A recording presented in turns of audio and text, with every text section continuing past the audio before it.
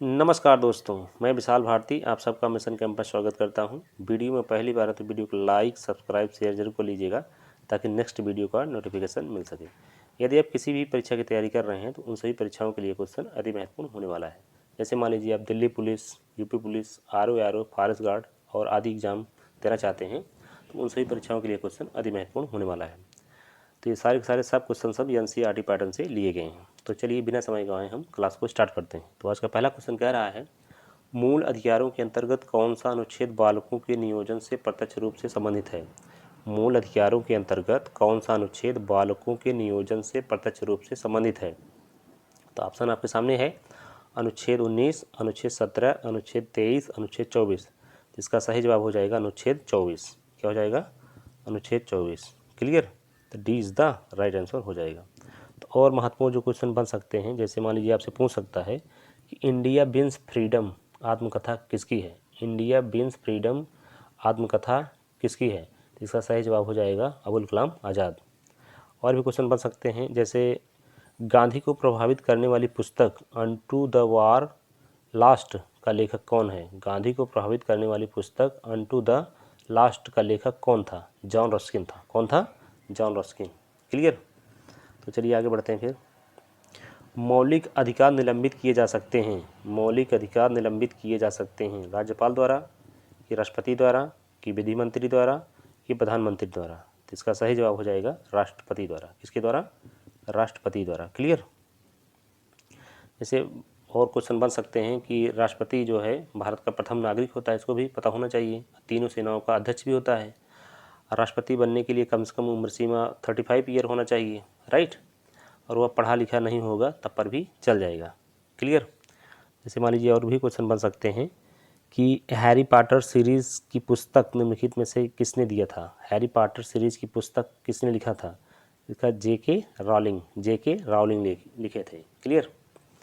तो चलिए आगे देखते हैं। फिर मंडल आयोग द्वारा अपनी रिपोर्ट किस वर्ष प्रस्तुत की गई थी। मंडल आयोग द्वारा अपनी रिपोर्ट किस वर्ष प्रस्तुत की गई थी। ऑप्शन आपके सामने है 1990, 1980, 1983, 1977।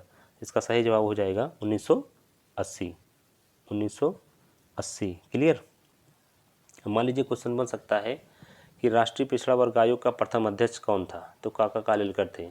राष्ट्रीय पिछड़ा वर्ग आयोग के द्वितीय अध्यक्ष कौन थे। तो ये थे बीपी मंडल, राइट। आगे देखते हैं।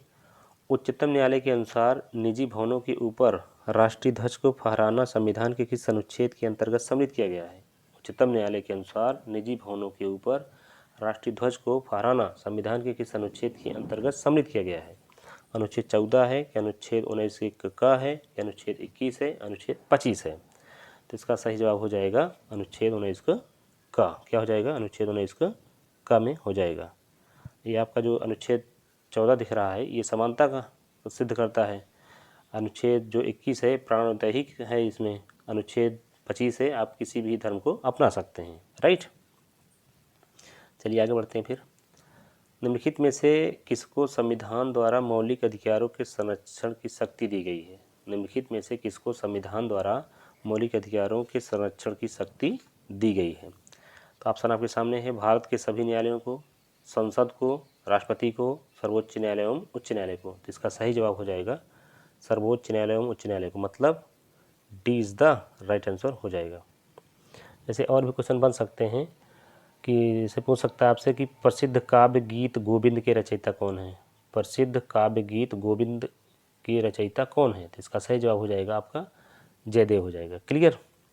अब फ्रीडम फॉर फियर पुस्तक किसके द्वारा लिखी गई। फ्रीडम फ्रॉम फियर पुस्तक किसके द्वारा लिखी गई, ऐसे डायरेक्टली पूछेगा। आंग सान सू की द्वारा ये लिखा गया था। आंग सान सू की द्वारा, राइट। तो अगला क्वेश्चन कह रहा है इल्तुतमिश के शासनकाल में निम्नलिखित में से कौन सा एक चांदी का सिक्का प्रयोग में था। इल्तुतमिश के शासनकाल में निम्नलिखित में से कौन सा एक चांदी का सिक्का प्रयोग में था। टका था, रुपया था, जीतल था, मोहर था। तो इसका सही जवाब हो जाएगा टका। क्या था? टका था। A is the right answer. जैसे मान लीजिए और भी क्वेश्चन बन सकते हैं महत्वपूर्ण। जैसे आपसे पूछ सकता है कि लाइफ डिवाइन पुस्तक कौन लिखा था। लाइफ डिवाइन पुस्तक कौन लिखा था। आपको पता हो तो कमेंट बॉक्स में उसको लिख सकते हैं। इसका सही जवाब हो जाएगा श्री अरविंद। कौन था? श्री अरविंद था। क्लियर। तो चलिए आगे बढ़ते हैं।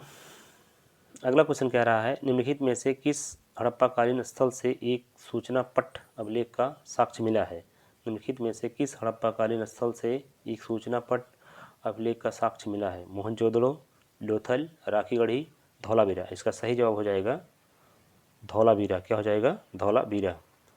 और भी महत्वपूर्ण क्वेश्चन सुन लीजिए जो एग्जाम में बन सकते हैं। जैसे मान लीजिए मालगुडी डेज का लेखक कौन था? मालगुडी डेज का लेखक कौन था? आर के नारायण थे। कौन थे? आर के नारायण। प्रसिद्ध उपन्यास द गाइड किसने लिखा था? ऐसे डायरेक्टली क्वेश्चन पूछ सकता है ना।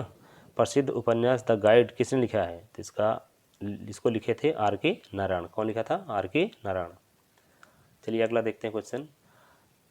स्वतंत्रता आंदोलन के इतिहास में भारतीय राष्ट्रीय कांग्रेस का 1929 का अधिवेशन इसलिए महत्वपूर्ण है क्योंकि इस अधिवेशन में ऑप्शन आपके सामने है कि कांग्रेस के उद्देश्य के तौर पर स्वशासन प्राप्ति की घोषणा की गई थी, कि कांग्रेस के लक्ष्य के तौर पर पूर्ण स्वराज प्राप्ति की स्वीकृत किया गया था, कि असहयोग आंदोलन आरंभ हुआ था, कि लंदन में गोलमेज सम्मेलन भागीदारी करने का निर्णय लिया गया था। इसका सही जवाब हो जाएगा बी, कांग्रेस के लक्ष्य के तौर पर पूर्ण स्वराज प्राप्ति को स्वीकार किया गया था। क्लियर। इसका सही जवाब हो जाएगा B is the right answer. Clear. आगे देखते हैं। निम्नलिखित में से सहायक संधि प्रणाली की शुरुआत करने वाला गवर्नर जनरल कौन था? निम्नलिखित में से सहायक संधि प्रणाली की शुरुआत करने वाला गवर्नर जनरल कौन था? ऑप्शन आपके सामने है। लॉर्ड डलहौजी था, लॉर्ड रिपन था, लॉर्ड बेलेजली था, लॉर्ड कैनिंग था। इसका सही जवाब हो जाएगा लॉर्ड बेलेजली। कौन हो जाएगा? Lord Wellesley. तो C is the right answer. Clear. और भी जैसे महत्वपूर्ण क्वेश्चन बन सकता है, जैसे पूछ सकता है आपसे कि इंडिका का लेखक कौन था? इंडिका का लेखक कौन था? इसका सही जवाब हो जाएगा मेगास्थनीज। क्या हो जाएगा? मेगास्थनीज। तो और भी क्वेश्चन बन सकते हैं, जैसे कम्युनिस्ट मैनिफेस्टो और 10 कैपिटल के लेखक कौन था? तो बहुत हाईलाइटेड क्वेश्चन है, इंपॉर्टेंट क्वेश्चन भी है ये। कम्युनिस्ट मैनिफेस्टो और 10 कैपिटल के लेखक कौन था? कार्ल मार्क्स था। कौन था? Karl Marx. क्लियर। चलिए आगे बढ़ते हैं। खनिज आधारित उद्योग कौन सा है? खनिज आधारित उद्योग कौन सा है? लोहा है, कि एल्युमिनियम है, कि पेट्रोलियम है, कुप्रोसा भी है? उपरोक्त ये सभी है इसका उत्तर। D is the right answer हो जाएगा। जैसे मान लीजिए आपसे और क्वेश्चन पूछ सकता है कि नवीनतम पुस्तक कुरुक्षेत्र टू कारगिल किसने लिखा था? नवीनतम पुस्तक है ये कुरुक्षेत्र टू कारगिल, किसने लिखा था? इसका लेखक का नाम पूछ रहा है कुलदीप सिंह। कौन लिखे थे? कुलदीप सिंह। क्लियर।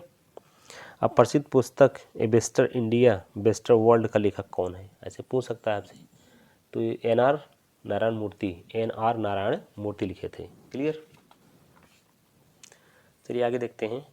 भारत में सबसे ज़्यादा लोहा उत्पादन करने वाला राज्य कौन सा है? भारत में सबसे ज़्यादा लोहा उत्पादन करने वाला राज्य कौन सा है? उड़ीसा है, कि पश्चिम बंगाल है, कि कर्नाटक है, छत्तीसगढ़ है? इसका सही जवाब हो जाएगा उड़ीसा। क्या हो जाएगा? उड़ीसा। ये इज़ द राइट आंसर हो जाएगा। और भी क्वेश्चन बन सकते हैं, जैसे पूछ सकता है कि सबसे ज़्यादा मतलब जूट कहाँ पैदा होता है? तो ये पश्चिम बंगाल में होता है। राइट। और चावल भी सबसे ज़्यादा पश्चिम बंगाल में होता है। राइट। और जैसे आसान क्वेश्चन अगर पूछेगा तो आपसे पूछ सकता है एटीएम का फुल फॉर्म क्या है? Automated teller machine. Automated teller machine. CTBT का पूर्ण रूप भी पूछ सकता है अगर आप फुल फॉर्म पूछता है तो कम्प्रीहेंसिव टेस्ट बैन ट्रीटी हो जाएगा इसका फुल फॉर्म। सीटीबीटी का पूरा रूप पूछ सकता है आपसे, comprehensive test ban treaty. Clear. आगे क्वेश्चन, अगला क्वेश्चन कह रहा है कागज निर्माण की विधि का सर्वप्रथम विकास कौन से देश में हुआ? कागज निर्माण की विधि का सर्वप्रथम विकास कौन से देश में हुआ? तो क्लियर। भारत, चीन, संयुक्त राज्य अमेरिका, फ्रांस। तो इसका सही जवाब हो जाएगा चीन। क्या हो जाएगा? चीन। B is the right answer हो जाएगा। और आपसे पूछ सकता है कि अगला मतलब और इम्पोर्टेंट क्वेश्चन जैसे अगर पूछेगा तो जेस्ट फॉर लाइफ पुस्तक के लेखक कौन थे? एमिले जोला थे। क्लियर। चलिए आगे देखते हैं। राजस्थान में चुकंदर से चीनी बनाने का कारखाना कहाँ स्थापित किया गया? राजस्थान में चुकंदर से चीनी बनाने का कारखाना कहाँ स्थापित किया गया? श्री गंगानगर, कोटा, अलवर, सिरोही। तो इसका सही जवाब हो जाएगा श्री गंगानगर। क्या हो जाएगा, Shri Ganganagar. A is the right answer. और इसे क्वेश्चन पूछ सकता है आपसे कि नेपाल की मुद्रा क्या है, रुपया है। क्या है, नेपाल की मुद्रा क्या है, रुपया है। और म्यांमार की मुद्रा क्या है, क्यात है। ऐसे भी क्वेश्चन आपको याद रखना होगा। IMF का फुल फॉर्म क्या बन सकता है, IMF का संक्षिप्त रूप क्या है। इसका सही जवाब हो जाएगा international monetary fund, international monetary fund. अगला क्वेश्चन कह रहा है अंतर्राष्ट्रीय मजदूर दिवस कब मनाया जाता है। अंतर्राष्ट्रीय मजदूर दिवस कब मनाया जाता है, 1 अप्रैल, 30 मार्च, 2 जुलाई, 1 मई। तो इसका सही जवाब हो जाएगा 1 मई को। क्या हो जाएगा, 1 मई को। क्लियर। और भी क्वेश्चन जैसे महत्वपूर्ण बन सकते हैं, तो DTP का फुल फॉर्म पूछ सकता है आपसे, desktop publishing, desktop publishing. MCA का फुल फॉर्म पूछ सकता है, क्या हो जाएगा MCA full form, master of computer application. MRI जो बीमारियों की जांच करता है, ये MRI का फुल फॉर्म पूछ सकता है। तो magnetic resonance imaging, magnetic resonance imaging. Clear, इसको भी याद रखना है।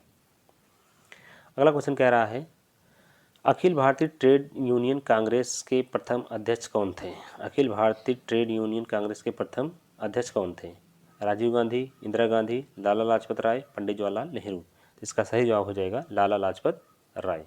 क्या हो जाएगा, लाला लाजपत राय। सी इज़ द राइट आंसर हो जाएगा। और भी क्वेश्चन आपसे पूछ सकता है इंपॉर्टेंट क्वेश्चन, जैसे कि रैंड किस देश की मुद्रा है, रैंड जो है किस देश की मुद्रा है। तो इसका सही जवाब हो जाएगा नामीबिया। क्या हो जाएगा, नामीबिया। क्लियर। संयुक्त राष्ट्र संगठन का मुख्यालय कहाँ है, पूछ सकता है, ये न्यूयॉर्क में है। इंदिरा गांधी राष्ट्रीय उड़ान अकादमी कहाँ स्थित है, इसका सही जवाब हो जाएगा रायबरेली। राइट। आगे देखते हैं, विटामिन B3 की कमी से निम्नलिखित में से कौन सा रोग होता है। विटामिन B3 की कमी से निम्नलिखित में से कौन सा रोग होता है। तो ये हो जाएगा आपका विटामिन D। क्या हो जाएगा, 4D सिंड्रोम। क्या हो जाएगा, 4D सिंड्रोम, मतलब A is the right answer. और भी क्वेश्चन बन सकते हैं, जैसे विटामिन A सबसे ज़्यादा किस में होता है, तो गाजर में होता है। राइट।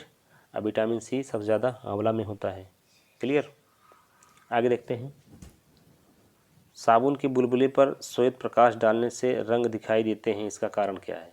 साबुन के बुलबुले पर श्वेत प्रकाश डालने से रंग दिखाई देता है, कैसा, कि इसका कारण क्या है। तो ये है व्यक्तिकरण। क्या है, व्यक्तिकरण। क्लियर। और भी क्वेश्चन बन सकता है, जैसे पूछ सकता है कि विश्व व्यापार संगठन का मुख्यालय कहाँ है। तो जिनेवा स्विट्जरलैंड में है, जिनेवा स्विट्जरलैंड में। राइट। और राष्ट्रीय पुलिस अकादमी कहाँ स्थित है, ये हैदराबाद में है। क्लियर। इसका टिक कर लीजिए, ये हो जाएगा आपका सी इज़ द राइट आंसर, व्यक्तिकरण। अगला क्वेश्चन कह रहा है परिदर्शी पेरिस्कोप किस सिद्धांत पर काम करता है। परिदर्शी पेरिस्कोप इंग्लिश में किस सिद्धांत पर काम करता है। तो ये करता है परावर्तन पर। किस पर करता है, परावर्तन पर। तो D is the right answer हो जाएगा। क्लियर। और भी क्वेश्चन बन सकते हैं, जैसे आपसे पूछ सकता है कि भारतीय सर्वेक्षण विभाग का मुख्यालय कहाँ है। भारतीय सर्वेक्षण विभाग का मुख्यालय कहाँ है, ये है देहरादून में। क्लियर। संयुक्त राष्ट्र संघ की स्थापना 24 अक्टूबर 1945 को हुआ था। संयुक्त राष्ट्र संघ की स्थापना कब हुआ था, 24 अक्टूबर 1945 को। क्लियर। तो अगला क्वेश्चन कह रहा है मछली के लीवर ऑयल में कौन सा विटामिन पाया जाता है। मछली के लीवर ऑयल में कौन सा विटामिन पाया जाता है। विटामिन ए पाया जाता है, विटामिन बी पाया जाता है, विटामिन B12 पाया जाता है, विटामिन डी पाया जाता है। इसका सही जवाब हो जाएगा विटामिन डी। क्लियर। तो आज का लास्ट क्वेश्चन कह रहा है दूध का दही में परिवर्तन किस जीवाणु के कारण होता है। दूध का दही में परिवर्तन किस जीवाणु के कारण होता है। तो इसका सही जवाब हो जाएगा लैक्टोबैसिलस, लैक्टोबैसिलस। तो इसका सही जवाब क्या हो जाएगा, सी इज़ द राइट आंसर हो जाएगा। क्लियर। मान लीजिए और क्वेश्चन आपसे पूछ सकता है कि एशियान का मुख्यालय सदस्य कौन सा नहीं है। एशियान का सदस्य कौन सा नहीं, ऑप्शन दे देगा आपको ऐसे कि कंबोडिया है, कि लाओस है, कि फिलीपींस है, कि चीन है। तो इसका सही जवाब हो जाएगा चीन, ये आपके एशियान में नहीं है। ठीक है। गुट निरपेक्ष का प्रथम गोलमेज सम्मेलन कहाँ हुआ था, तो बेलग्रेड में हुआ था। राइट। तो इसी क्वेश्चन के साथ हम क्लास को समाप्त करेंगे। क्लास ऐसा भी लगा हो जिसको कमेंट बॉक्स में जरूर बताइएगा। इसके साथ क्लास को समाप्त करेंगे। जय हिंद, जय भारत।